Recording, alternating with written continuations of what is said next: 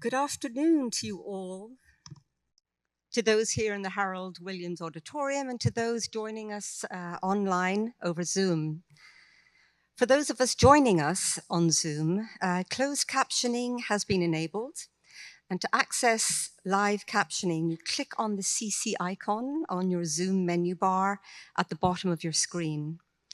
There will be time for online and in-person questions at the end of this presentation. And may I ask that you ensure that your phones are silenced. We will begin with a short film and bring you to the garden of the hospital in Saint-Rémy.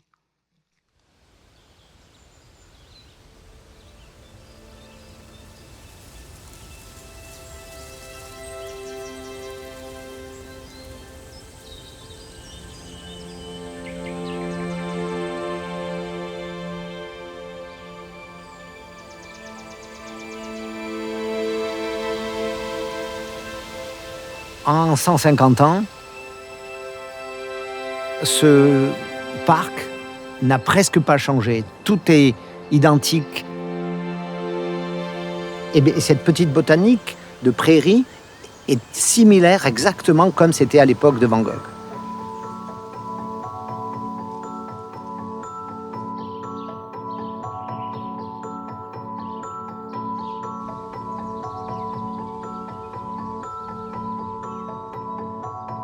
Il y a une origine spirituelle, parce que c'est un monastère du XIe siècle. Et il y a une histoire sanitaire en lien avec la psychiatrie, de la liberté, du respect. Vincent Van Gogh est arrivé le 8 mai 1889, en tortillard jusqu'à la gare, puis par une calèche qui est allée le chercher, puis accueilli par le docteur Perron et sœur Épiphane. Et puis cette automutilation de l'oreille coupée qui l'a amené dans ce parcours médical puis psychiatrique. I think it's important to take into consideration what was going through the artist's mind at this time. He had been in and out of hospitals in Arles since December 1888. Et sur les recommandations du pasteur Salles, la maison de santé Saint-Paul, à l'époque l'asile de Saint-Paul, répondait beaucoup plus à ce qui était adapté à sa problématique, à savoir le calme, l'accueil, les fleurs et la nature. He was confined for that first month in May within the grounds of the hospital. And I think it's important to bring all of that into consideration when you're looking at the artwork.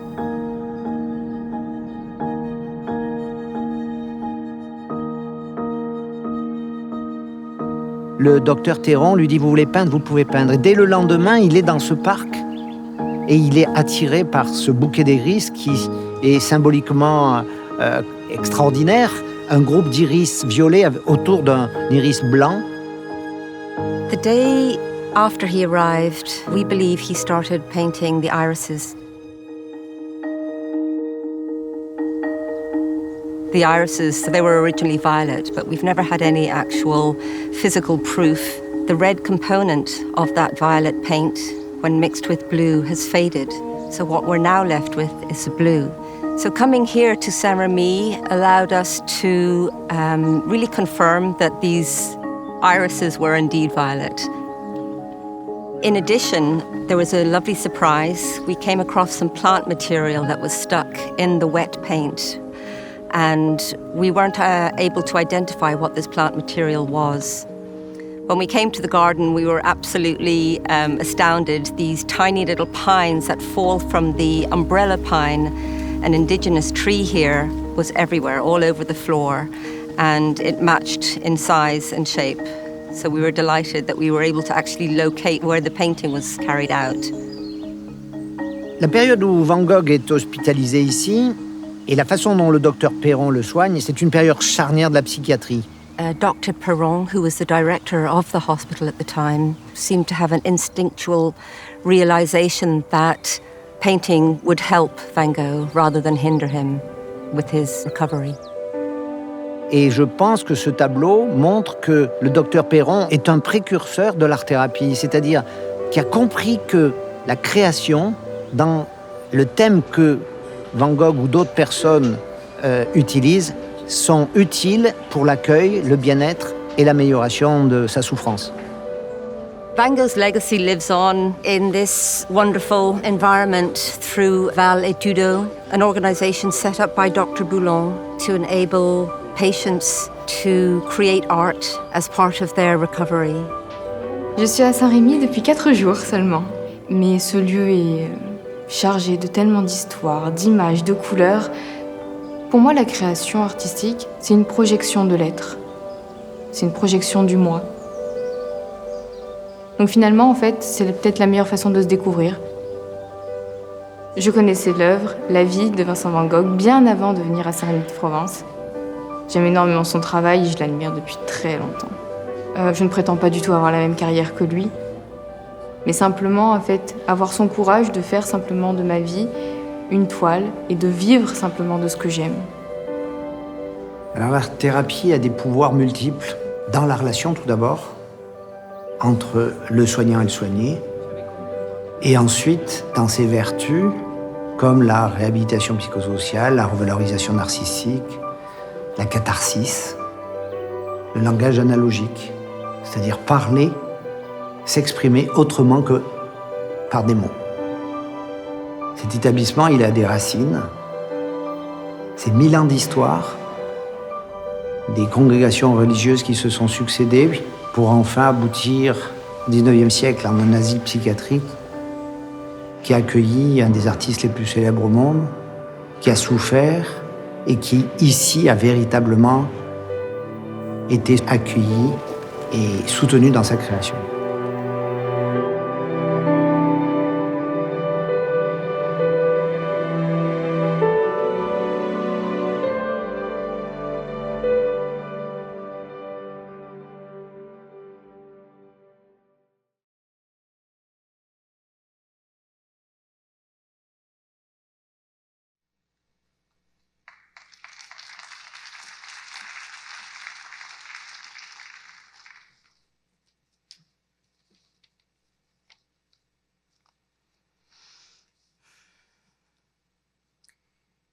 It's possible that I'll stay here for quite a long time. Never have I been so tranquil as here and at the hospital in Arles, to be able to paint a little at last. On the 9th of May, the day after he arrived at the hospital at Saint-Rémy, Vincent Van Gogh wrote this letter to his brother Theo. 2 weeks later, he wrote, "My hope would be that at the end of a year, I'll know better than now what I can do and what I want. Then little by little, an idea will come to me for beginning again. Coming back to Paris or anywhere at the moment doesn't appeal to me at all. I feel I'm in the right place here." Clearly, Vincent van Gogh was aware of his illness and began his year-long stay in the hospital in Saint-Rémy, full of hope of recovery. This afternoon's lecture was originally planned to coincide with a recent exhibition curated by Catherine Pattison, scientist who's here with us today, and myself, entitled Ultraviolet, New Light on Van Gogh's Irises, one of the most popular paintings in the Getty collection. The fires that ravaged communities in Los Angeles early this year meant that we had to postpone this event. Now we hear little about the destruction that those fires imposed on thousands of people, on businesses and historic buildings. May I ask that we take a moment's silence for those who had a member of their family die in the fires, for those families who are suffering the upheaval of losing their homes, and acknowledge the mental anguish that has undoubtedly ensued.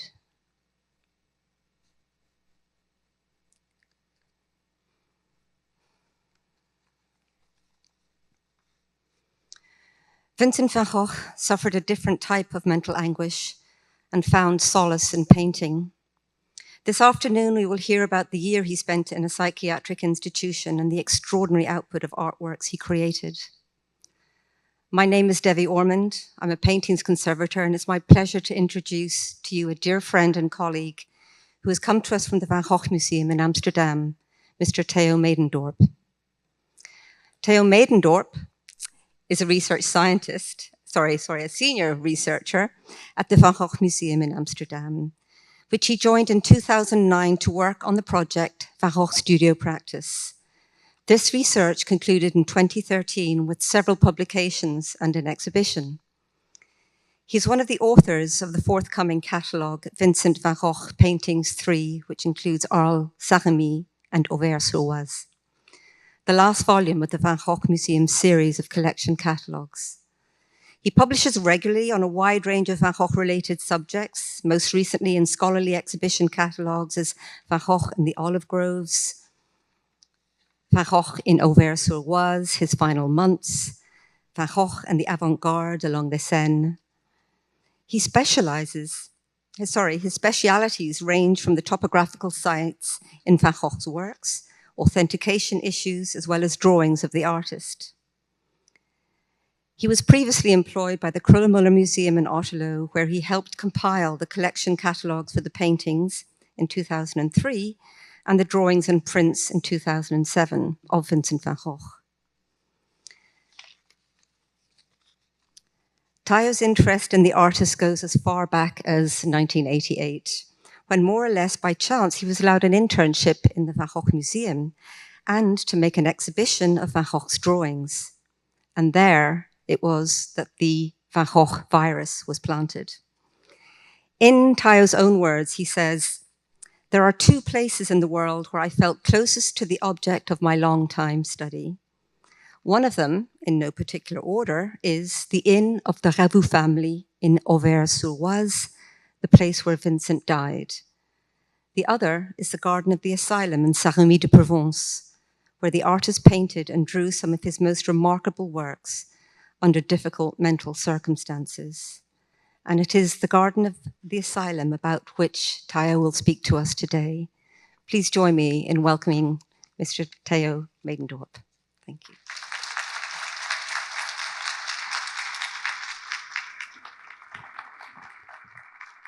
Thank you. Is this on? Is this on? Can you hear me?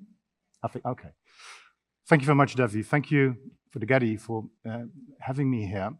It's a real treat. The last time I was here was more than 20 years ago, and I had fond memories of it, and it's great to be back. And I had a chance to see the collection yesterday and have a good look again at the irises of Vincent van Gogh. I will stick to Van Gogh, if you don't mind. There's always something to think about is the pronunciation of his last name. Generally, in English-speaking terms, it is Van Gogh instead of Van Gogh, which is a bit simple. Vincent, it's Gogh in Dutch, which is absolutely impossible to pronounce for many other people. And that's why he signed Vincent. The first time he had an exhibition in 1888 in Paris, his brother Theo, he was already in Arles, but his brother Theo sent in the works, and he wrote in the catalogue that they were painted by Vincent van Gogh. And Vincent wrote back, said, "Never use the name Van Gogh again. My name is Vincent, nobody can pronounce it, and that's my artist's name." So it's not like I'm Rembrandt, I'm Michelangelo, but known by his first name. It's simply a matter of pronunciation. In fact, with the letter V, you're always in the end of the alphabet in order. So it's not, you might say, that he was thinking about getting well known because of his last name. I know that the artist Alma Tadema, of which you have a beautiful painting here, his real name is Tadema, but he put the Alma, which was another name, before it, so he would pop up first in alphabetical orders. I will tell a little bit about also the history of the asylum in Saint-Rémy and Van Gogh's time. You already saw the beautiful film about it, and it is one of the most beautiful places to be, especially in the summer, but also in the winter. I think I've been there in every season by now. This is an old photograph you see here of the whole surroundings of everything. I can point with this one, right? Yeah. So the enclosure is all about this. You see the area where he painted as well. It is a beautiful place. Just for the location, if you're not familiar with France, perhaps it's the south of France, so it's in the Provence. It's in the western part of the Provence. And Arles is over here, and Saint-Rémy is over there. So it's not very far. And when Vincent got into trouble with his mental problems, and they were trying for some kind of a solution, he ended up in Saint-Rémy. He could have ended up as well in Marseille, in Aix-en-Provence, where there were public institutions. But he chose, in fact, with the help of the pastor Salle, who helped him at the time, who went to Saint-Rémy, which was a private institution. So he was voluntarily hospitalized, which is a benefit in the sense that if you want to get out, you can get out. When he was state institutionalized, you might say, it would have been much more difficult for them to get out again. So he went by train to Tarascon on the small line to Saint-Rémy, so avoiding the Alpil mountain chain, a lovely mountain chain that he painted very often. So he came from Arles, and I don't show many pictures from Arles, but this is the Yellow House, the studio that he shared sometime with Paul Gauguin. And this is, what I like very much. This is I've got a huge collection of postcards of the area. And this is a postcard, as you see, in Arles of the Gendarmerie in the Avenue Montmajour, the road, but it accidentally also catches the Yellow House. And the postcard was made not so much as to show that Vincent had lived there, because Vincent around 1900, when this postcard was made, was not very famous yet. So it's just by chance that, and probably it is the oldest photograph that we have of the Yellow House, which became so important to Vincent, and which is no longer there. It was bombed during the Second World War. Here it is. Here he stayed. This is his bedroom. That's Gauguin's room, and that's the studio.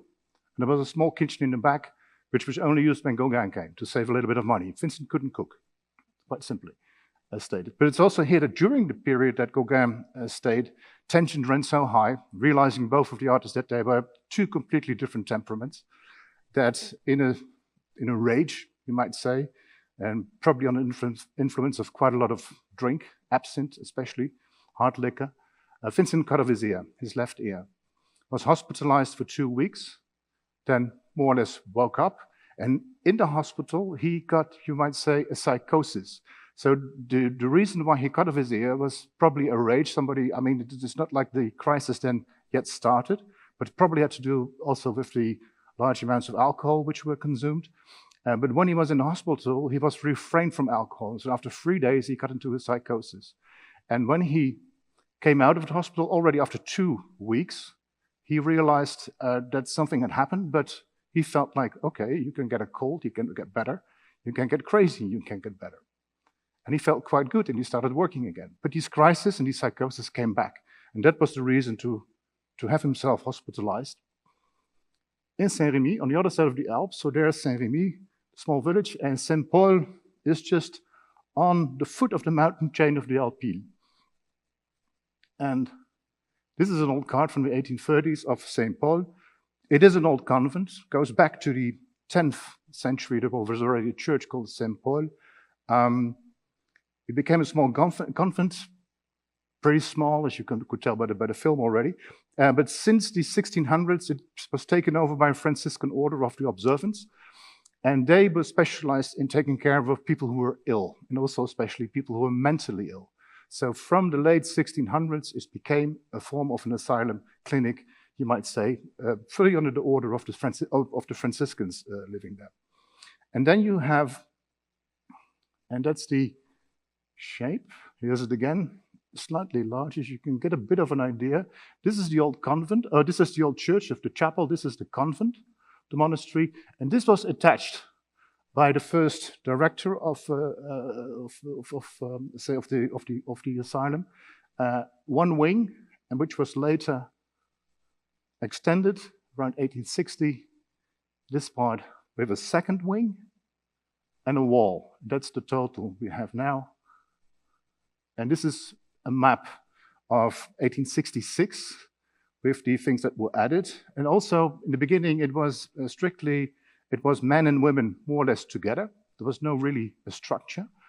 It was bought in 1806. Well, first thing I have to say is that one of the most devastating things in France that happened in the 18th century, on a certain level, especially when it concerned churches and convents, is the French Revolution. Because religious orders were banned, were forbidden, and churches turned into stables, or cathedrals were rampaged for their stones. Convents were sold, as was this one. In 1790, the convent was sold to 3 merchants from Saint-Rémy, but there were still 2 brethren living there, 2 Franciscans living there, each with 1 patient. And they stayed there. They were allowed to stay there. One, at some point, left, taking the patient with them. These patients were usually people from well-to-do families who paid a lot of money to have one of their family members who had these kind of disease, hospitalized.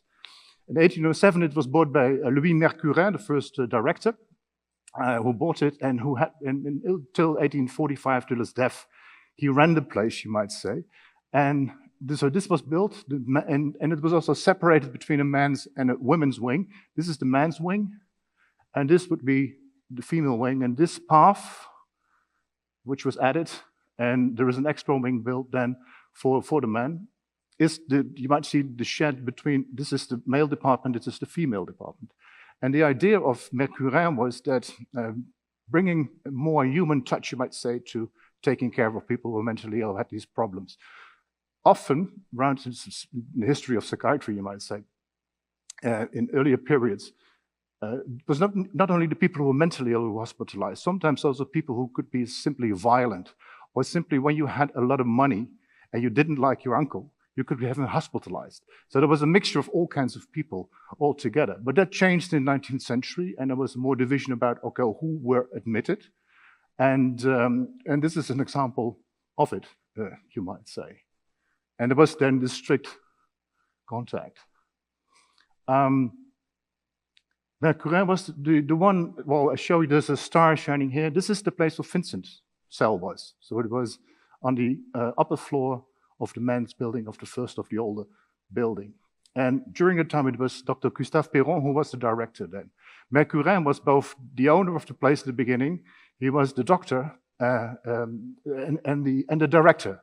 But over the years, these things changed, and often the director would be something different than the one who was medically responsible. But during the time that Vincent was there, so with Perron, the doctor who was the doctor was also the director of the asylum. There was, in fact, much to do about the asylum in the beginning. So it was built more or less around this time when it was this full fund. About 100 patients were there, usually more male than female, hence the larger department for the male. But there was some kind of a decline in the 1860s, and that's because there were new institutions, all the institutions in Marseille and Aix-en-Provence, but also in Avignon, which became more and more popular. So there was slightly coming less and less people to Saint-Rémy. And also that meant that the people who cared for these people also changed a little bit. So there were less people who worked there for the people who stayed there. And this is how it is nowadays. You saw it also very beautiful in the thing. And this is one of the old postcards which shows a little bit also about the area. So in the background you see the asylum.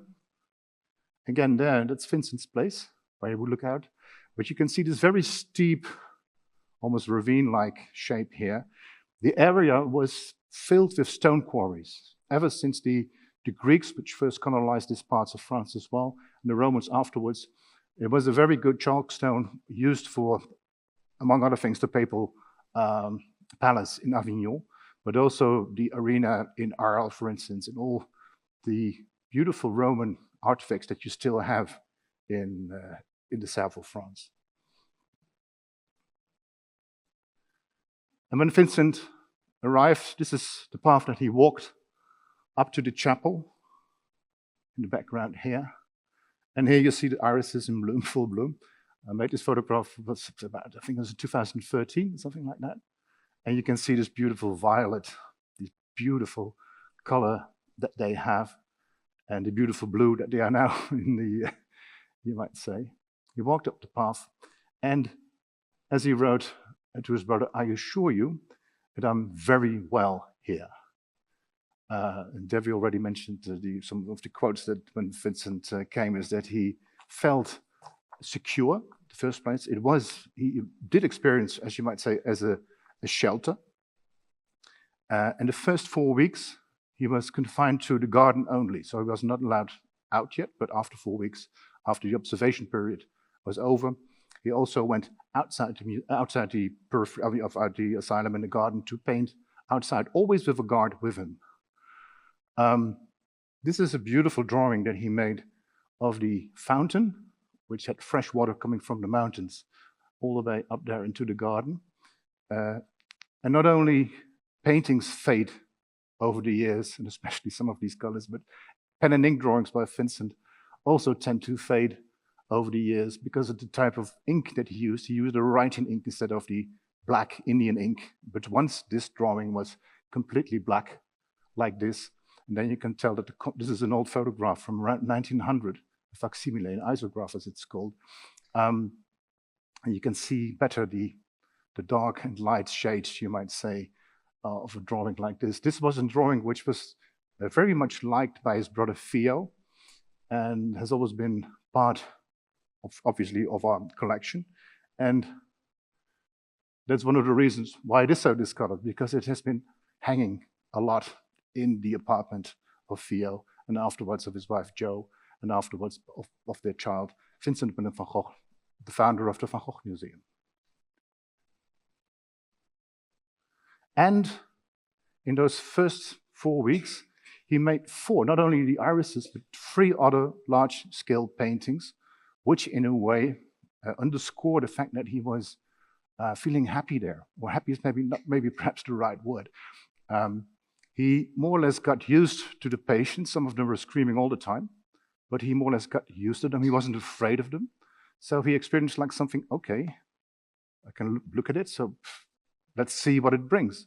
And you can tell by these 4 paintings, and the last one you see on the right, unfortunately, is in black and white because it's no longer there. It got lost in the Second World War. It was confiscated by Hermann Göring, and it went to one of his castles. And that castle was taken by the Russians, and was supposedly had gone up in flames, unfortunately. But there was still this minor chance that it pops up somewhere in Russia sometime. But we never know. It was one of the paintings he was most fond. It was of undergrowth, a lot of undergrowth, this old bench that you see here in it. There are some arum lilies, very white in it. And it's a painting that he would select for exhibitions himself, for instance. Then obviously the irises from the Getty, first one. And here, and this from the lilacs, which is in Russia, this painting, you can see the irises here. So this is in the area where he may have painted this group of irises with this one white one in it. And this painting from the Kröller-Müller Museum, a beautiful view of the wealth of the overgrown garden. He liked it because the garden was not very well tended, in the sense that it was really wild. And the wonderful thing is that Jean-Marc Boulon, the now present director, also keeps it a bit in the middle, not too well tended, still a bit wild, to make it look still a bit like the one of Van Gogh. And this is a beautiful aerial photograph from around 1919 of the area where Vincent, when he was finally allowed out of the asylum, also to paint outside, because Perron could not really find anything wrong with him, in the sense that, well, he took him in and he talked to him all the time, but he found a very lucid man in front of him who was also himself quite curious what was going on, could not quite explain what had happened to him. So it was his decision that Vincent simply could keep on working, and that was his saving. That saved him more or less, probably, in the end, that he could keep working, because Vincent complained sometimes about the other patients that in fact there was not very much going on in the asylum. When Mercurin started it, he had a very strict humanistic program, in the sense that twice a week the patients would go out for walks in the countryside, strictly separated the female and the male patients. There was music to be played in the rooms. There was even an organ in the room where all the bathtubs were. There was an organ because the echo was quite good there. The male could play billiard, do all kinds of games, small amounts of works, but it all stopped at some point when Vincent came back. He described it as, and he is one of the few people who, because of his letters, testified more or less of what was really going on in an asylum as such, because the other information we got on what was going on is usually official, inspectors who come around to check the premise and things like that.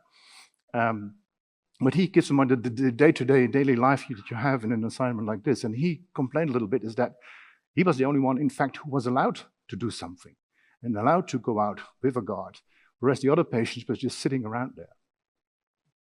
But this was the area where he painted, and olive trees, obviously, and he would go sometimes into the mountains as well.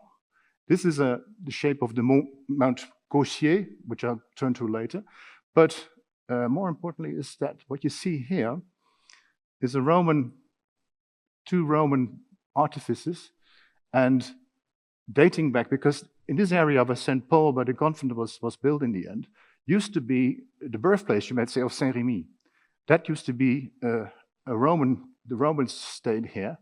Yeah, and what you see, which is still overgrown, was found in the archaeological site of the city, which is called Glanum in Latin, and which was habited already from about 600 BC, also with Greek artifacts they found, and then the Romans came. And in the 3rd century, it was sacked when the Huns invaded. And the only things that remained of the archaeological site were, in fact, these two. This is a triumphal arch. This is a kind of a mausoleum. And in fact, this mausoleum gave the name to the institute because it's called Saint-Paul-de-Mausole. Mausole Mausoleum is named after the place of this mausoleum that you see over here, dating back to the, well, just before Christ, the 20 before Christ, to the Julius family. And here's the architecture. This would be the entrance originally of the old city of Glanum. And here you see the excavations going on. So they started in 1920. This photograph is from about 1950. And now it's much larger. And here you see from the 17th century a view of Saint-Rémy towards the Mont Gauchier, and here the Les Antiques, and there's the Monastère de Saint-Paul-de-Mausole. These were the two most important things of Saint-Rémy, you might say, locally. If Vincent didn't care much about these Roman things. When he was in Arles has an arena, and he did once paint a bullfight, but from memory, in the arena. But he was not interested in all the old things. He was interested in nature. And for centuries, people came to Saint-Rémy to gloat at Les Antiques, but he didn't care at all. He was more interested in the Mont Gauchier, so the hill, the mount that you see here, and this peculiarly shaped rock, which is called le deux trous, the two holes, because it has two holes in it, so you can really look through it. And you see the road over here, there's a small hut. What always intrigued me with this painting are these weird slabs that you see here. What are they? And as I told you, I'm quite fond of topographical things with connected to Vincent, and I got a huge collection of postcards that I try to find postcards going back to 1900, 1910. It's called the golden age of postcards in France, but also in Europe, everywhere. In fact, it was before the telephone was invented. It was a thing that people would send thousands of postcards sometimes a year, even maybe some twice a day, to somebody else living in another part of the city. It was a way of contact. And I found this photograph, which is a photograph before 1900, but it's a postcard made around 1905, which shows the Mont Gauchier in the fog. You can beautifully see the shape, and here you can even make out the deux trous. But this road is very telling, because here you see these slabs. So it's places, because when it would rain very, very hard, the waters would come down, would fill the ditches on the side, and you couldn't get across without getting wet feet. So people put these slabs on it, and these slabs simply come from the old stone quarries that are everywhere. The place is infested with pieces of rock and stone from the former stone quarries, all the way going back to they stopped digging for stones there in the late 18th, early 19th century, but they lie around everywhere, and people use them for everything. As for this, and the funny thing is that before I got this photograph, I was in Saint-Rémy, and I was on the archaeological site of Glanum, and I made a photograph of the Mont Gauchier. And weirdly enough, I was standing more or less exactly the same side as where Vincent was staying. I mean, this is the present view.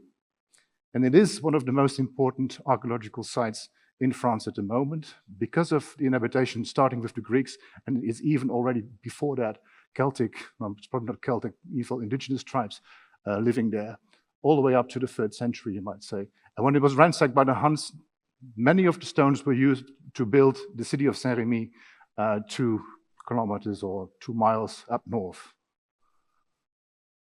And you can see again here, the deux trous. And it tells you also something about when Vincent looks at these subjects that he found there around him, how he plays around with the area. I mean, we shouldn't read his paintings like photographs, but we can use photographs to more or less distract his paintings in the sense of what is he looking at. And this beautiful picture with the olive groves in the MoMA and this weird-shaped cloud that you see, a lintel cloud, which is very typical when after the Mistral has run, you find these clouds in the sky. This is way of painting the Mont Gaussier. I mean, he has his own way of going around in the Deux Trous. It's a freaky nature with a lot of movement going on, with the olive trees moving in the wind. Beautiful picture. And this is, the advert is, by the way, not from 1866, 1875, but the booklet over here is the, you might say, some advertorial for the asylum. And as you can read, I mean, it's like a brochure you get when you go to the south of France and want to check out a new hotel. Well, it's situated in a splendid countryside, spacious parks, well shadowed, temperate climate, like in Nice, and it is as if you were on the Mediterranean coast. And this brochure was published in 1866 after a period of deterioration, you might say, of the asylum at the time, because there was it was run in the beginning only by lay people, but an order of the sisters, first was the Sisters of the Saint-Vincent-de-Paul, started there in 1846, and they were followed up in 1866 by a new order of Sisters of Saint-Gervais-de-Vaisseau. And this change was important because there was some kind of a power thing going on, is that the sisters tried to take over the asylum. They tried to take over the asylum in the sense that they tried to scare the director away, the medical doctor, want to get it in their own hands. And then from the late 1830s, it was also state controlled, so there were inspections by the state as well. And in the end, then the sisters were simply sent out and replaced by a new order, who listened better to the medical doctor in this case. And he took things in hands and made, so this what you see over there, this booklet, and which gives you an idea of what people could expect when you would go into an asylum. So the clothes that you would get, how many of them, or the ones that you should bring yourself, how many hats. There would be one, there would be a straw hat for the men, so there would be a cap for the winter, things like that. And also, which is very interesting, is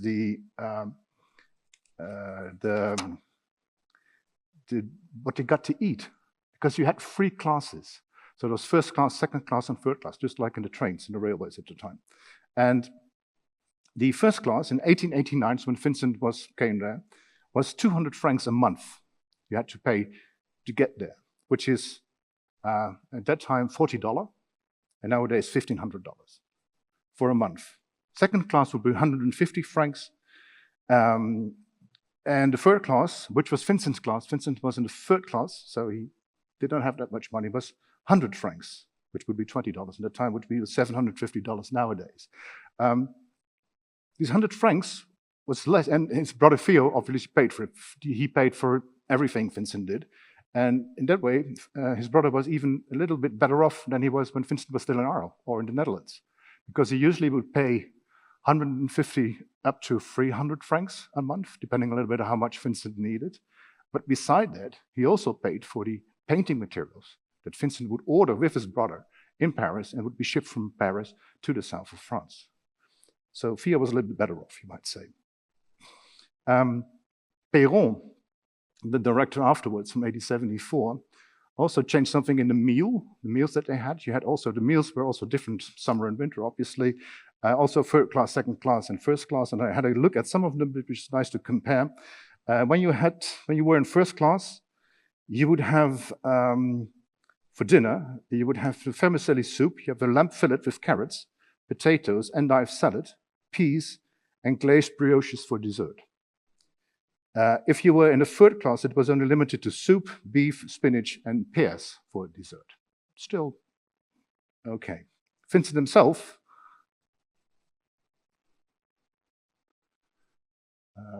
Vincent himself complained a little about the food. I mean, that was 1874, 1875 when things were changed, but then you think then that should be all the time. No, it changed over the years, absolutely. In one of his letters, Vincent said the food is so-so. It smells naturally a little musty, as in a cockroach-ridden restaurant in Paris, or a boarding school. As these unfortunates do absolutely nothing, Not a book, nothing to distract them, but a game of bull and game of draughts. They have no other daily distraction than to stuff themselves with chickpeas, haricot beans, lentils, and other groceries and colonial foodstuffs by the regulated quantities at fixed times. And he complained about the farting all the time, the people. He himself, Vincent, refrained from eating these things, and he simply stuck to his simple dinner, which he always had done, which was simply bread and soup. Usually lots of coffee, his regular diet, you might say.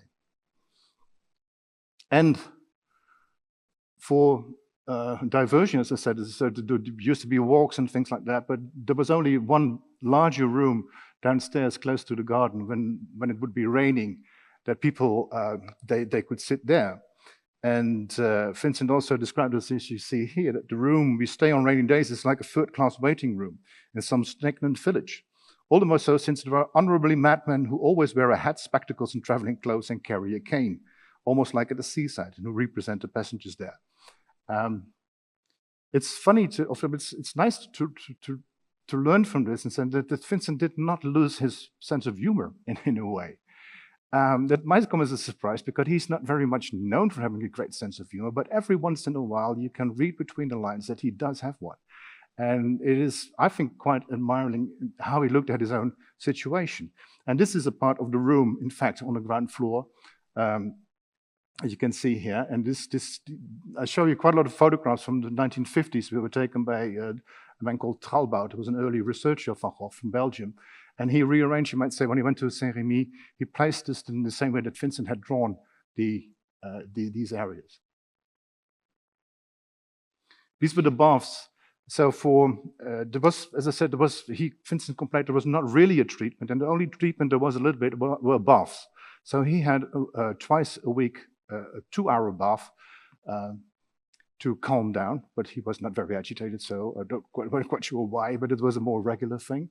There was one example is that which he mentions that a new patient came to Saint-Rémy while he was there. When he was there, there were only 20 male patients and 23 floors, so there were about 40 patients in total. So a lot of the men's quarters, for instance, was empty, which why he was allowed also to have one of the cells as a studio, so where he could work in. But he remembered, he wrote that a new patient came in who was shouting all the time, was completely demolishing his own cell, and even giving him a day-long bath didn't calm him down. And he was very taken in by the calm, you might say, of the people, the wardens who take care of these people. So it was, for instance, forbidden to cuff people and to tie them up. There was an isolation room, but it was not often used. And he had a great respect, in fact, for those people. And he not befriended is too big a word, but he got closer to some of them as well. On the right, you can see the spy hole through which you can look into this patient's door, which are still there in some places in the asylum. These are the male baths. There were also female baths that were slightly different. And these were the corridors and the way out, you might say here, to the garden with the fountain again, which Vincent made two beautiful, well, they're not exactly paintings, not exactly watercolors, they're painted with diluted oil paint, and which gives you a very nice idea of the area of where he was staying. This is the hall where he had his cell on the left side, on this side. And this was his cell. So very simple, photographed again in 1953. There's a spy hole on this side of the wall. And this is the other side, so this would be his looking out from this window on the side, looking over this field, particularly. So again, there is his window. And this is what he would see. A beautifully, and walled piece of land with rocks in the background.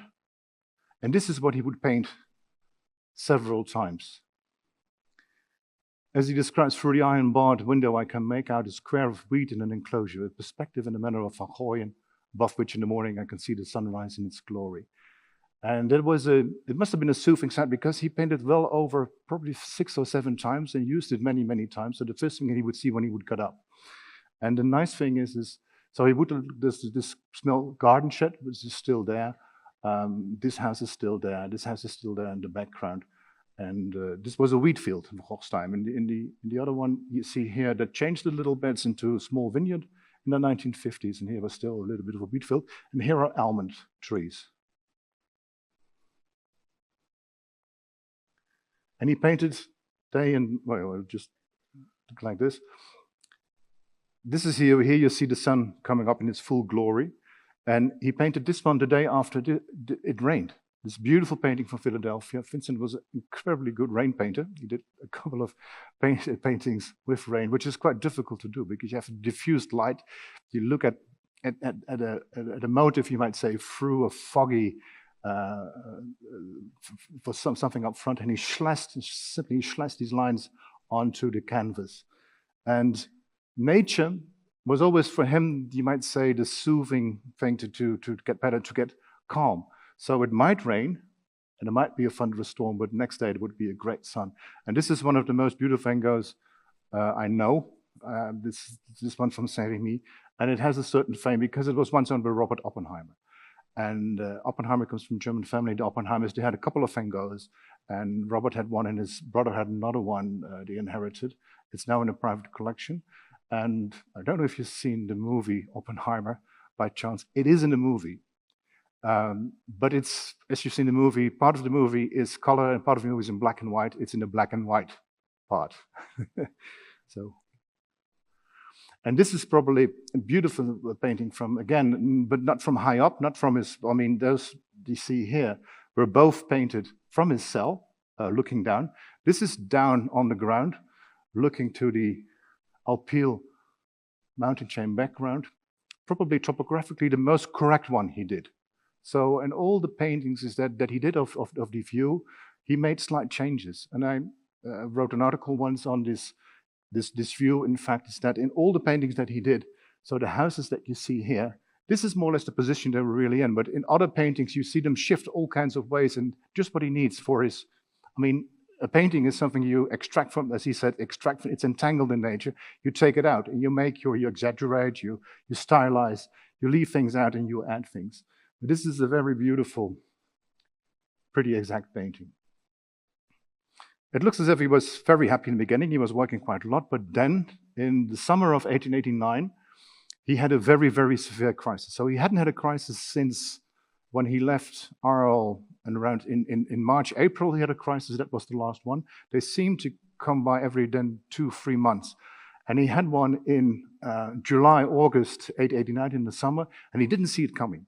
He thought he was working calmly, getting himself back together again.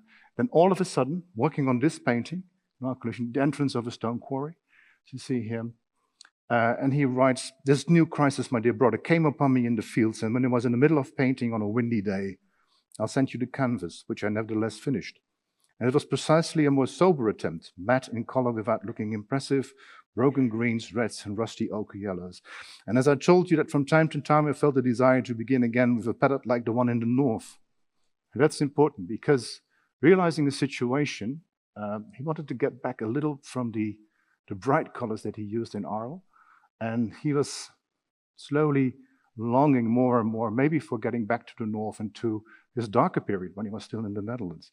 And not by painting exactly like paintings like the Potato Eaters, but adapting his palette and get more ochres. He even ordered black to mix black a little with some of the other colors, more subdued. So he thought he was more in a calmer mood, and out of nowhere this crisis came. And afterwards, later, when he came out of the crisis, so that was at the end of August, almost lasted for a month and a half, he realized that something had really changed, that these crises and these psychoses were not going away. And he more or less gave up of finding perhaps solace and maybe perhaps even getting to be cured. These are two of the first paintings that he did coming out of the crisis. And again, he chose the field where he was looking out upon from his window. This one with a laborer in the background, which is very simple. And then he adds this house here, a house which is not there, which has very specific features because it has a thatched roof, moss grown. This is a house from the north, from when he was in the Netherlands, the houses he painted there. This is his, you might say, homesickness of thinking when times were less difficult than he was in now. And this is even weirder, which is a beautiful painting from Boston, because it's the same area, it's the same space, but now he left out the walls. The walls are covered, in fact, in soil. Here you can still see the walls, as if he's outside, as if he is not in-walled anymore. And he adds 2 windmills in the background. And these are not the type of windmills you find in the south of France. No, these are the type of windmills he would have found in Nuenen, in Brabant, where he lived at the time. And again, a moss-grown shed.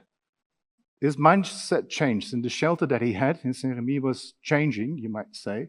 He also got afraid now. He was never afraid of the patients, but he didn't go down anymore to confront the patients. And he stayed inside for almost 2 months. Took him, when he came out of the crisis, it took him a couple of weeks to go out again.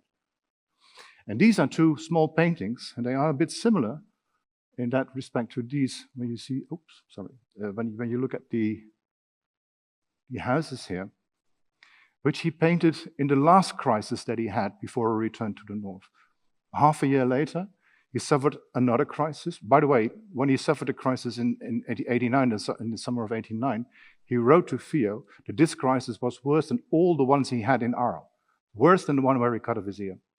And the other one, the last one he had, lasted for 2 months, even longer. That was in the months of March and April 1890, shortly before he went away in May 1890. And at the end of the crisis, he made a couple of paintings again, which he referred to as memories of the North. Again, this inkling of going back to the North was growing and growing, and you'll see the same types of houses. This is moss-grown. That is an idyllic scene of a sunset here in a Brabant village. You might say that his topics that some people think that the stylistic way of, for instance, development in Saint-Rémy, or when he became in after he cut off his ear, that you can tell by the way he paints that it testifies to the turmoil, you might say, in his head in a stylistic way. But it's not so much that. It's a development as an artist which is following his own path. See, he mastered a series of, you might say, stylistic features that he could simply choose to work from. But in his subject matter, it changed. The paintings that he did always got a special private meaning, as these one. And even when he came out of this first crisis in the summer, besides those 2 landscapes, he also did 3 portraits, 3 self-portraits, as to confront himself. This is one, which is a scary self-portrait. This is the other, which he painted a couple of days later. And this is the 3rd one, a couple of days. So within a week and a half almost, he painted these 3 portraits. And the one in the middle, where we started with, he referred to this attempt from when I was ill. So when he was still coming out of this crisis, he was allowed to paint a little, probably, and confronted himself in the mirror with his own face. Probably didn't finish it. It's been a long time a dispute whether this was an authentic Van Gogh or not. And we researched a couple of years ago.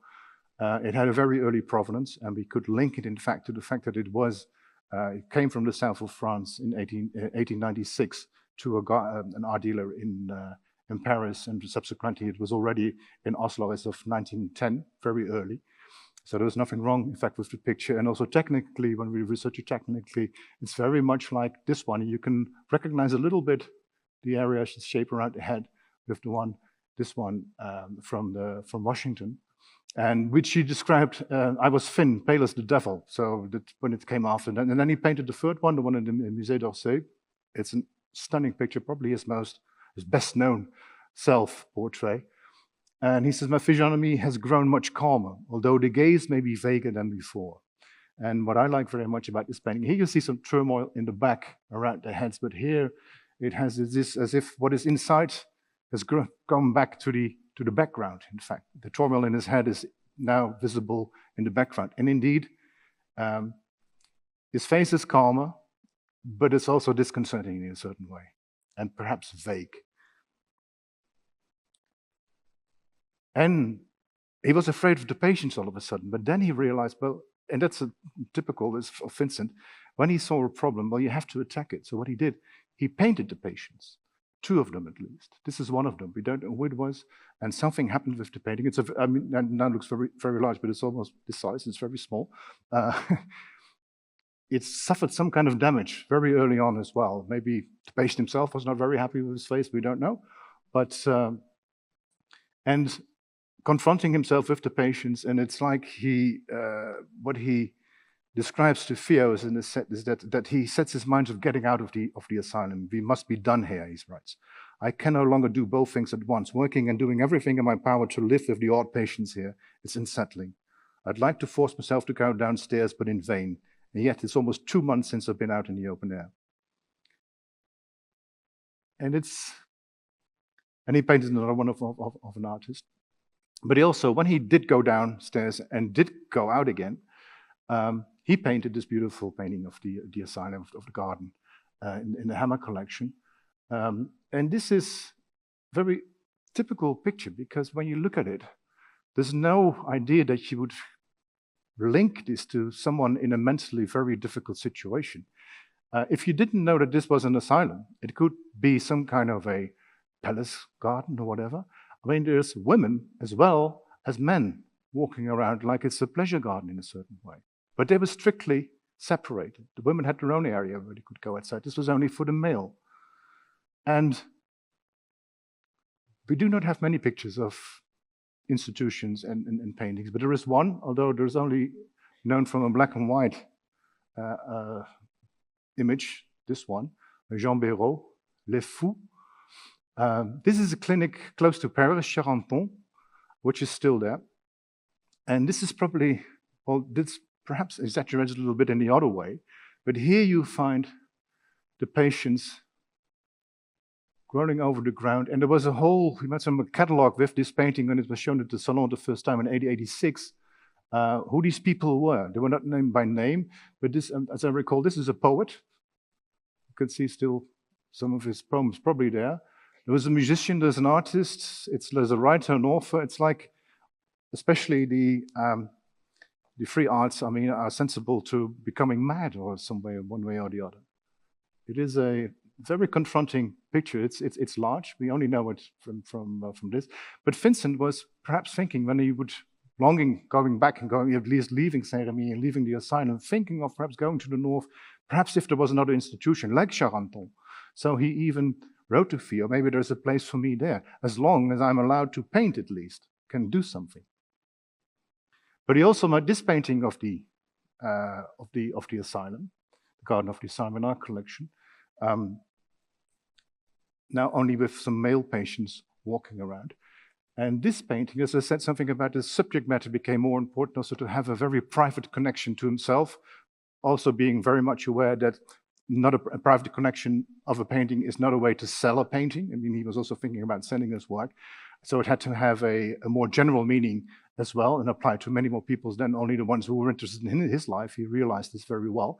But he used this picture in a discussion that he had at the time with Paul Gauguin and Émile Bernard, who were at the moment, so it's the end of 1889, painting religious scenes with Christ in the Garden of Olives and things like that. And Vincent reacted furiously in the sense that you're not supposed to paint Christ or take religious subjects. It was only Rembrandt, Delacroix, those people, they were good enough to do so. But you can also paint the agony in the garden by simply focusing on a painting like this of the pine trees, encircling in the cases if they, and this pine tree that you see over here, which was struck down by lightning. And in a way, this shows as he said, the mood of the people inside here. Well, this is, of course, is a very specific explanation of a painting like this, which is very hard to follow if you're not familiar with the life of Vincent himself. But he was shifting his, you might say, his ideas of topics in his work in a very peculiar way. On the other hand, it's also a very beautiful picture. And this is the garden. This was in 1954. And he made a portrait here of one of his wardens, Charles Elziao Trabuc, who we more or less compared as a Spanish nobleman. In a way, he also painted his wife. And to say something about this Trabuc, he may even have portrayed him, or probably in the asylum, but he also worked in their garden. They had an olive grove where he would paint some of his olive groves as well. And on the other side is a man who he doesn't mention, Jean-François Poulet, who lived to be in his late 80s, and this photo is from 51, I think he died in 57, 58. And he is, in Trabuc, died early in the 1890s. When Vincent's name got more known, and also in Saint-Rémy there was more interest in Vincent as well, came out and had memories about Vincent. And one of the most endearing one I always find is this, that Monsieur François Poulet is the only survivant who has known Vincent Van Gogh. He was his ward in Saint-Rémy, and when Vincent worked, he never looked what he was painting, he just slept. So this is more or less what the warden did, not interested in the work at all, and he just slept. With a testimony. And what was more important for Vincent is when the other sister order took over, the head, the mother superior myself of the convent, taking care of most of the female patients. The sisters only did the laundry, food and things for the male patients, but there was, and always with a guard helping being next to them. But Rosine de Chanel, Sister Epiphanie, Epiphane, in fact, she ruled from the death of Perron. She was already when Vincent was there, but she ruled from the death of Perron till her death, almost till her death in 1931, as the director of the asylum. So the directorship went again from the medical doctor. Perron was also director and a medical director, to two different persons. And she, we know, is one of the few, from later information, who appreciated Vincent's painting in Saint-Rémy. This we know from people who interviewed her in the 1920s, late 1920s. And she actually was amazed by the impastos of the heavy use of Vincent's paint. And she even was thinking of having him decorate a mural in the sisters' part of the museum. But all these other sisters did not like it very much. They opposed it strongly. So there was never a mural of Vincent in Saint-Rémy. And what she liked very much is that she was amazed by the quickness and the rapidity with which Vincent painted. And it's true. I mean, he could, most of his larger paintings, most of it was done in one session, maybe 2 sessions, and then it's a little bit adapting and getting it together. But he could work very, very quickly. And there's a photograph on the right, which I like very much, because Sister Epiphane in the Garden of Saint-Rémy, together with Johann Bart de la Faye. And de la Faye was the first, he's the first person who wrote a catalogue raisonné on Vincent's works in 1928. He'd been working on it since 1917 on this catalogue, and it's one of the first catalogue raisonnés, which is a complete body of all the works, of all the paintings and drawings that Vincent painted of a modern artist, in fact. And he visited, and he became important to Saint-Rémy in a certain respect, because de la Faye was there when Edgar Leroy, that you see on the right, the man was the medical director of Saint-Rémy.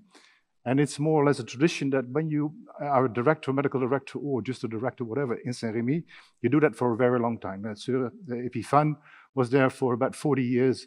And the Leroy was there from 1919 till 1965, the medical director of Saint-Rémy, when slowly the asylum shifted because numbers were going down, there were less and less patients, and especially less male patients. And from 1915 onwards, of 1990, they didn't take in any more male patients, only female patients. And up till this day, Saint-Rémy, the clinic of Saint-Paul, is only for female patients. That happened during the time that he was the medical director.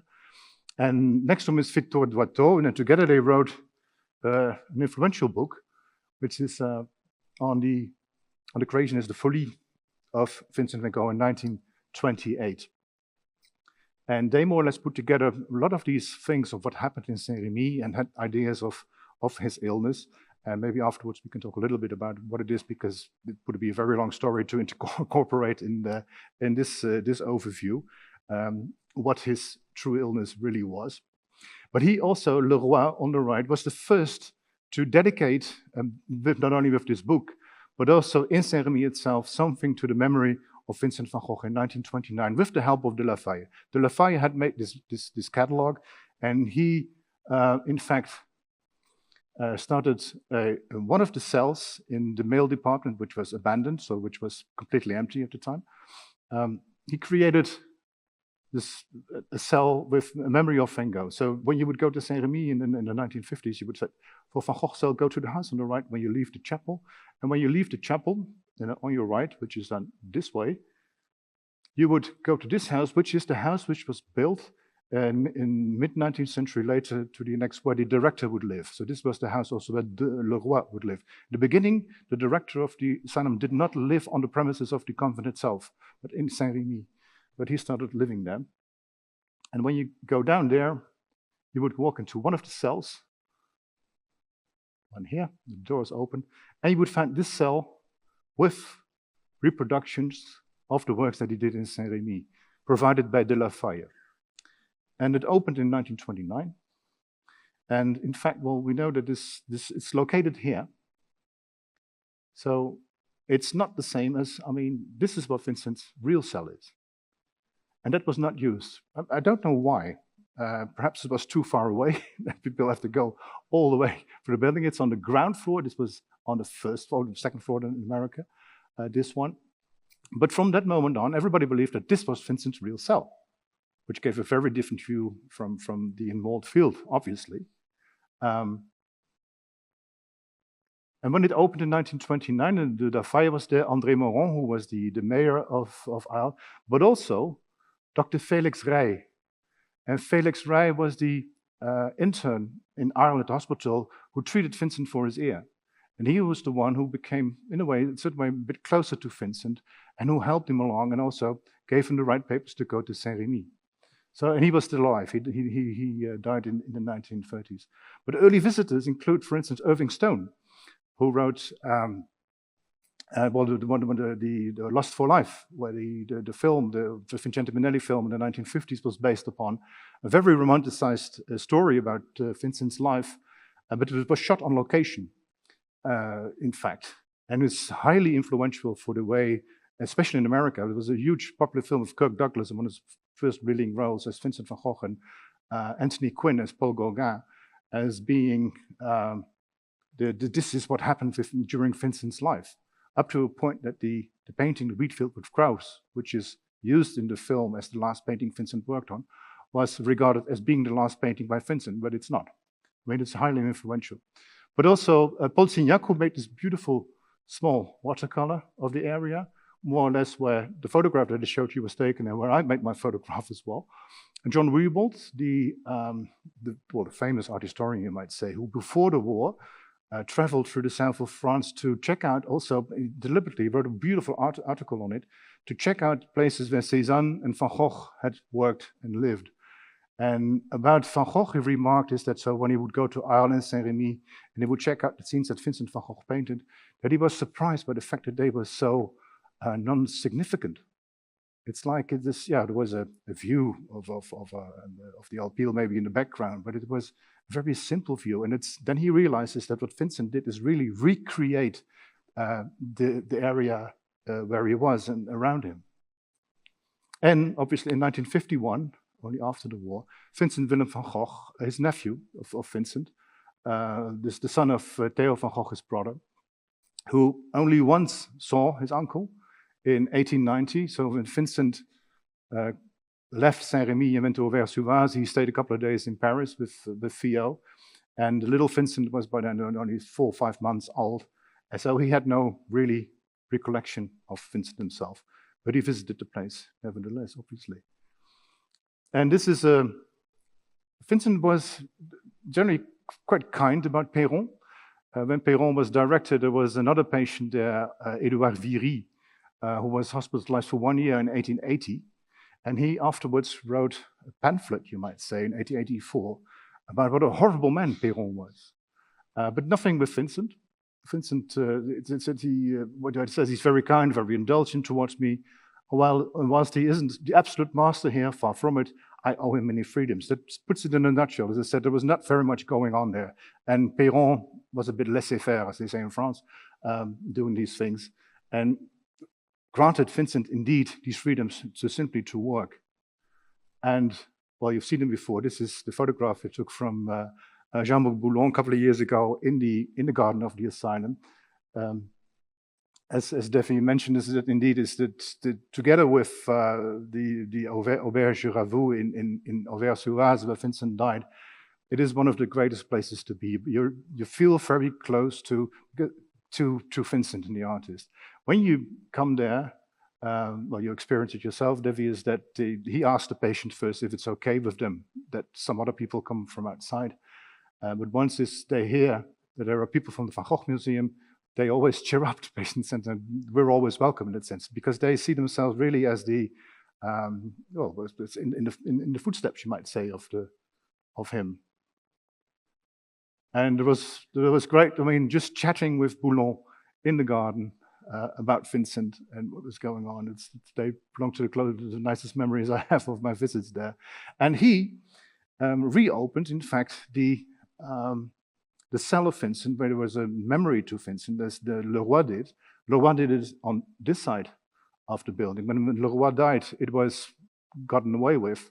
And the asylum in the 1970s was transformed. And which means to say is that the part which used to be the female part was now left abandoned, you might say. And the part which used to be the male department, which was completely abandoned, was reinstalled as now the new Clinique Saint-Paul. And the old part of the convent is now visible for people. So now if you want to visit the convent, so it used to be this is Vincent's real apartment cell. This is the one that Leroy started, and now it's located here in the female department. And now many people believe that this is Vincent's cell. And that's what happens. I mean, it's very easy to fake history. In a way, this is the cell. I mean, it's a similar kind of bed with some beautiful artwork by Boulon himself. He's an artist himself. I mean, his work is really, I mean, yeah. You could easily mistake it for a patient. I would say it's not very nice, but it is quite tempting. This is the view, so slightly different than Vincent's. So he looks upon the shed that you see in his paintings on the background. You can make out the typical shape of the alpil that you find in his paintings as well. And it is a nice place. And these are parts of the things that he staged there in this small museum in the convent. These are, in fact, so the baths that the women were used for the women. So the stone was that you saw was in the males department. This is for the women treatment, and some beautifully old-fashioned kind of things. This is opened in 2024, a new part, several new areas. So now when you come to the asylum, or the Clinique Saint-Paul as it is, you come into the convent and you follow more or less the footsteps of a patient. You go up the stairs, you go into the room where the family would leave his patient alone. In the case of Vincent, it was the pastor cell who left him there. And you can get your clothes, you leave your own stuff, personal belongings, you leave aside. There's a pharmacy, there is the room where Sister Epiphane was sitting, and also where Perron was sitting. And there is this dormitory, which used to be in the female department. Beautifully reinstalled. And he made Boulon a small monument for the people after Vincent. So here you see, I think it's the mother. Yeah, the mother, the females behind Vincent, you might say. And here is Fio's wife, Jo van Gogh Bonger, with the little Vincent in her arms. Photograph was made so when he, I think, was only 2 months old.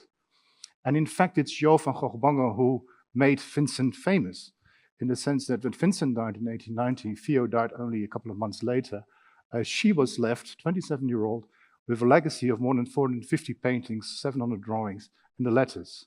And she, in fact, started selling works, making exhibitions, working for exhibitions, and in 1940 had the first edition of the letters, so everybody could know something about Vincent.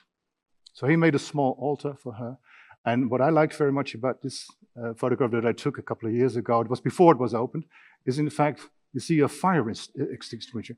And had discussions with Boulon, because he was only wanting to open this new area around 2020, 2021, but he couldn't get a permit from the fire department in France. And a good friend of mine, who is French, said, well, that was the stupidest thing to do. When you want to build something or you want to make something in France, the first thing you do, you have to go to the fire department to get the permit. If you don't, you'll never get it. They were always like, well, you should have come to us first.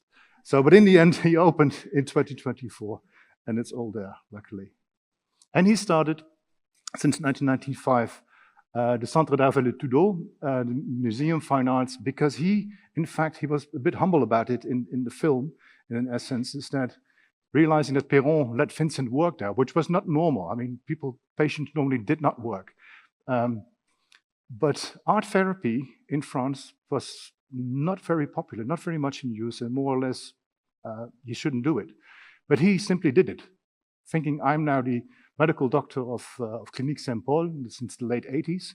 And he started this studio where patients could work, not the severest one, but when they observe, you might say, nowadays when you go to the clinic, you usually have an observation period of 2-3 weeks, and you get back home with some kind of medication. But then, as a patient, you can come back once, twice a year to paint and to talk about how you're doing. And that he was very much, I mean, the French state was very much against it, and it was quite difficult in the beginning to get it. And he had a Dutch, art therapy is more normal in the Netherlands. He had a Dutch teacher who helped him out there, starting this Vallée-Tudo up. And nowadays, when you go there, you can buy the artworks that the patients make. And with buying the artworks, he buys materials, and he can keep these things running.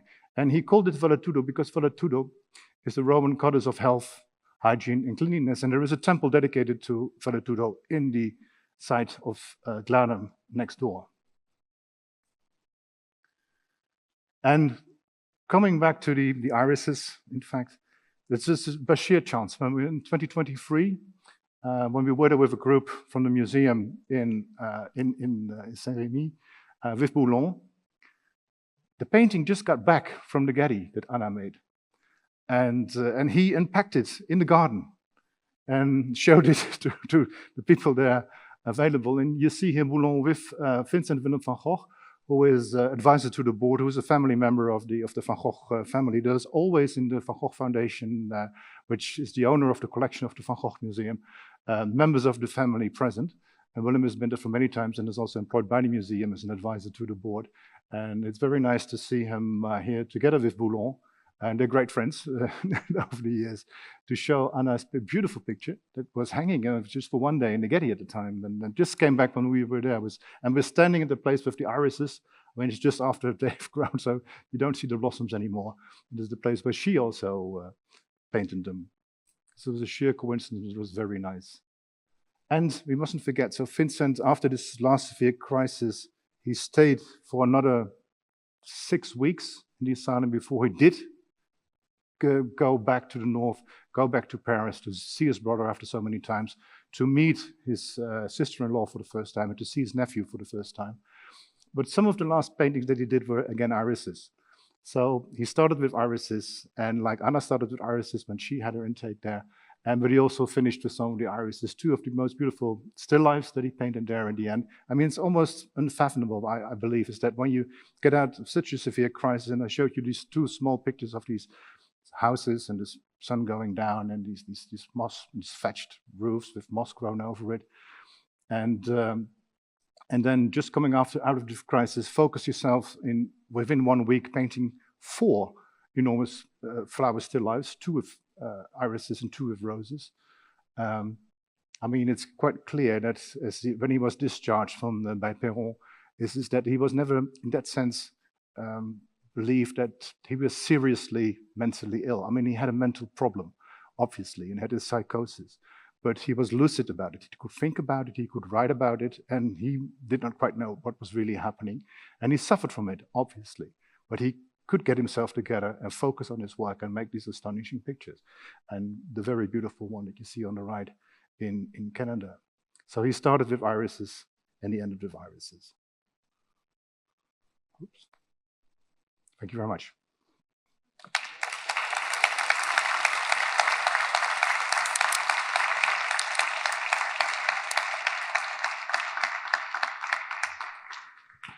Thank you so much, Teio. I think we have a few minutes for questions. Those of you in the room, there will be some representatives with mics coming down either of the aisles with microphones. So if you have a question, raise your hand, they'll get one to you. While we wait for the first question to come in, though, I've got the ones coming in on Zoom. So I'll start with just a couple of those. One of the questions is about place, appropriately. noting that Vincent was so close to the water in areas like Nice and the environs around that when he became ill, and asking whether water was any part of his psychiatric care, and whether he'd ever considered going closer to the Mediterranean, or was it always going to be Saint-Rémy? No, but I mean, that was the asylums that were in Marseille were not, well, close to the Mediterranean in one word, but when you're in the asylum, it's not very close to the sea. So no, it was voluntarily in a private clinic, which was chosen out. But water had, well, not in that sense that he liked the sea. He did visit the sea, the Mediterranean, one time, and he planned to go more often. Was even thinking of going to Martigues, which was more or less, you might say, an artist colony. There were quite a lot of artists working there, amongst whom Felix Thiem, whom he knew. But he didn't. But he went for a couple of days to Le Sainte-Marie de la Mer, which is in the Camargue, which is on the coast, and painted some scenes, thinking of going back, but never did. So there was not a really very, very special interest in the sea. And he did go, for hygienic reasons, indeed, go to the public baths in Arles to bathe himself. He was quite aware of, in that case, of the hygiene, you might say, and being for your own sanity to take baths regularly. It's something is that he has always been concerned about his health, physical as well as, although he could ruin himself quite badly by drinking too much coffee, drank too alcohol, and he's continuously smoking a pipe, which he declared was his only vice. But he often consulted doctors as early as already in the Netherlands, and simply not because he thought he was ill, but just to make sure that nothing was going on. So probably he knew something, that he was vulnerable to certain kind of influences. But he never thought about, you might say, taking a cure on the Mediterranean coast, like his uncle did. Yes? Yeah? No, yeah, please. Yeah?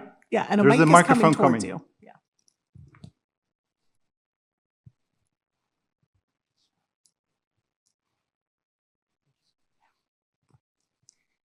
I once heard that Starry Night was painted from his cell window, and that he invented the village that's in that painting. Is that true? That's true. No, the Starry Night is a night picture. And the thing is that in fact, it's very difficult to paint a night picture at night. And for Vincent, it was very important to paint in front of the motif. Night paintings you usually do in your studio during the day. When he was in Arles, he always wanted to make a night picture. And in the beginning, when he was in Arles, he wrote about it to Émile Bernard of painting a night scene. But he said, but I have to do it from memory because I have to be in front of the motif. And Bernard, you're very good at working from memory. I'm not, so I have to practice. And the first painting that he did of a Starry Night was in Arles, Starry Night over the Rhône, which he actually painted at night, which is very difficult because even when you're underneath a gas lamp, is that you can't see your colors right. I mean, it's for everybody at night. It's very difficult to tell your dark green from your dark blue, for instance. So you have to be very aware where on your palette is which paints. So he did that one, and in the Café Terrace at night also he painted on site. But then in Saint-Rémy, he did it during the day. And in fact, as a pendant, you might say, to the one that I showed you of the olive groves with the white cloud. I mean, it's lucky that they're both now in the MoMA because they simply belong together. It's a natural phenomenon, you might say, on a daylight scene with the weird shaped cloud, and it's a night scene on the other hand with the whirling in the ground of the hemisphere of eternity, you might say. But indeed, what you see is that he painted it from the paintings he had already made. So he used cypresses which he had drawn. He used the view out of his window for the background, and he invented the village in front of it because there was no village there. Thank you. There's in the back.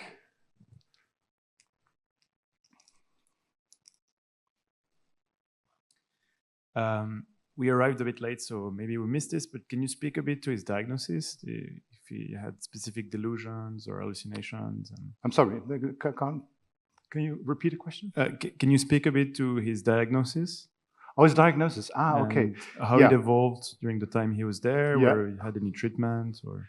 Yeah, well, the difficult thing is that it's 19th century psychiatry was, it's the beginning of psychiatry in a way. It's maybe something of like the clinic of the asylum, as it's called, was called the Maison de Santé, so a sanity, house of sanity for people to get to. And they would refer to patients as aliénés, which is alienated, people who were a bit off the normal path, you might say. And the early psychiatrists were called aliénistes in France, so people treating the people who were. Before that, they were also referred to as the insensibles, as the fool, as the crazy people, all those things. And typical of the 19th century is getting them more humanized in a certain sense. There was something wrong. To diagnose them was very difficult. Vincent was diagnosed in Arles by Felix Rey as having epilepsy. Epilepsy in France in the 19th century meant something completely different than from epilepsy in English-speaking countries, for instance, in the 19th century. And in fact, epilepsy, as I learned from a French psychiatrist, was in fact the common denominator for everything, but they didn't know was going on. But if you would simply fall down your walkway, you were in a certain kind of epileptic. But Ray had some more knowledge, and it's called epileptique larvae, which is a hidden epileptic, which is something which is not a neurological thing, but it's something that's to do more with the, with the balance that you have, but which give you these psychoses. But in fact, what happened to Vincent was a big question mark for the patients, for the people who treated him as well. Because normally you get the information that people are simply off their path. They can be violent, sometimes they speak in tongues, do whatever, but they stay that way. But Vincent, it was only periods. And in between these periods, he was completely lucid. So it was early on that Perron, but also Ray, they discovered is that he was not mad in that sense as so many other patients were. And the difficult thing is, well, we had in 2016 in the Van Gogh Museum, we had an exhibition and we had a catalog made on the verge of insanity about Vincent's illness. And we prepared it well in the sense that we had several psychiatrists, psychologists, neurologists, a neurolog, a simple physician, but 5-6 experts. We looked at Vincent's case. And in psychiatry is one very important rule is that you can only know something about somebody by interviewing him. But the patient in this case was already long dead, of course. So we used the letters in a certain way as a background to get closer to some kind of form of diagnosis. Well, there was a specialist in bipolarity, for instance.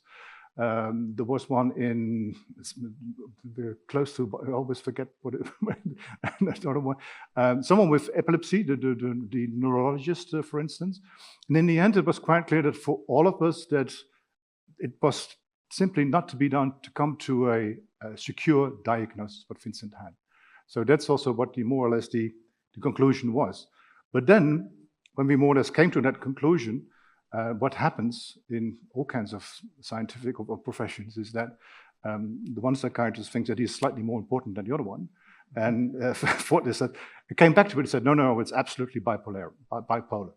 Up to the point that today, to mention, quite realize, I forgot to tell it earlier on, it's the 30th of March. It is 172 days ago that Vincent was born. It's Vincent's birthday today. But 30th of March is also World Bipolar Day.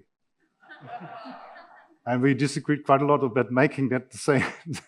There might be some bipolar things to his system, and it's quite clear that from early on, he only lived to be 37 years old, Vincent. And his career span as an artist was only 10 years.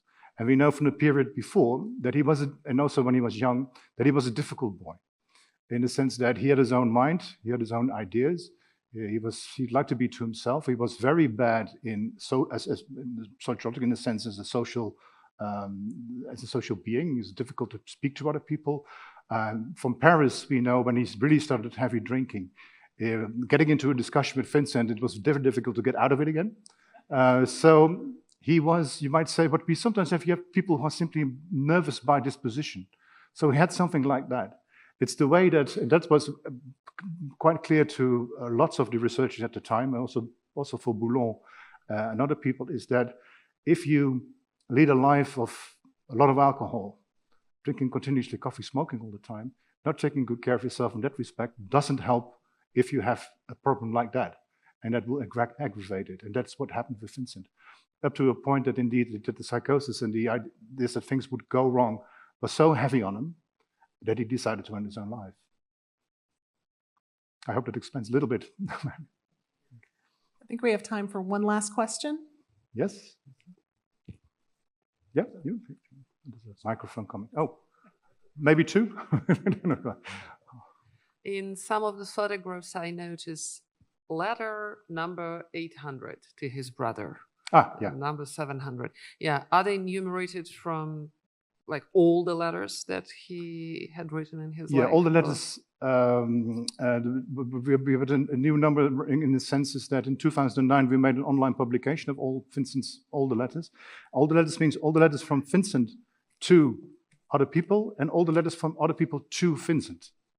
So, but then still the majority is Vincent's letters because he hardly ever kept letters. So the ones that he kept that we have are a bit of an exception. So we have some letters of Theo, of his sister Will, but the main batch, there are over, I think there are 902 letters. I think 850 of them are probably by Vincent. Then last question for you, is it okay? Oh.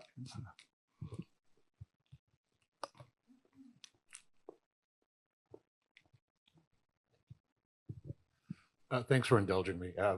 Great talk, first of all. Thanks so much. Thanks so much. This popped into my mind when you were saying that you could detect a little bit of a sense of humor in some of his letters. Even with all that you know about him and his work, if you had a chance to talk to him, what would you want to know that you don't know? Yeah, that's a good one. I never have the right answer, I believe. It's like, first I would not like to get into a real conversation with him. I would like to do, well, when you get a discussion about art, it would become very interesting. There is something fascinating about Vincent, but it's probably not something to ask him. But it's, when you go through his letters, is the incredible amount of capacity of memorizing things. Is that when he talks about, in Saint-Rémy or in Arles, for instance, about a drawing that he saw when he was 21, he can describe the drawing as if it's just in front of him. And he can recall passages from literature, from poems and things by heart in an incredible way. It maybe has to do something with his mental system, is that he can memorize all these things in a certain way. And so asking him more about how did he get this grip on this art world, which he was looking from outside. And then there was this decision to indeed become an artist. I mean, what was he at that moment really thinking of what he wanted to achieve? There is a point in 1880 when he was 27 years old, and when he had a whole history of things that more or less failed, becoming a preacher, working in a bookshop, all these things, working with children in England. He really got into a crisis. And it was his brother who said, well, you always talk about art and you know so much about art, so why don't you become an artist?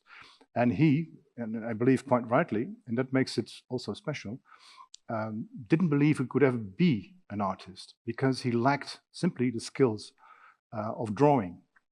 And he did draw a lot when he was young. Not many of them are left, and usually also copies after models and things like that. But there was one thing that or two things maybe that he had, is that, as I said, it was very difficult for him to work from memory. So he had the motive in front of him, but it was very difficult. He had no natural feeling for perspective and proportion.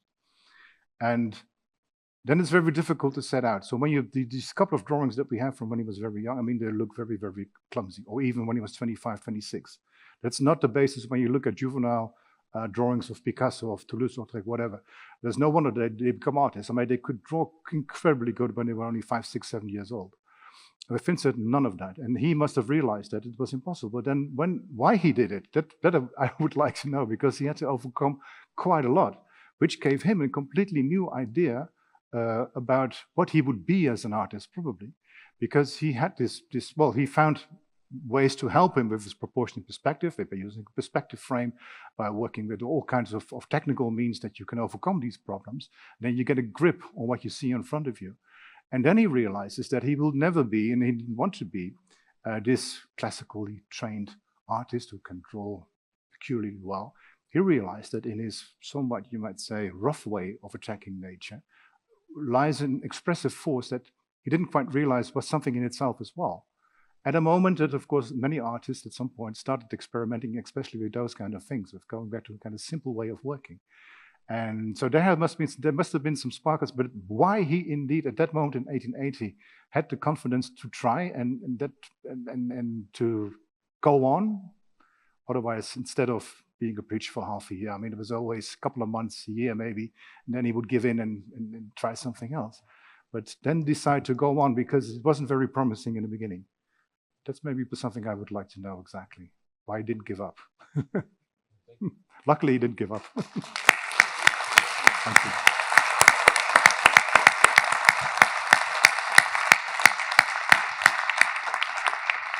Thank you, everyone. Thank you, Teio, for your lovely lecture. Thank you to the audience, both in person and on Zoom, for your time and attention. And please enjoy the rest of the afternoon on Vincent's birthday.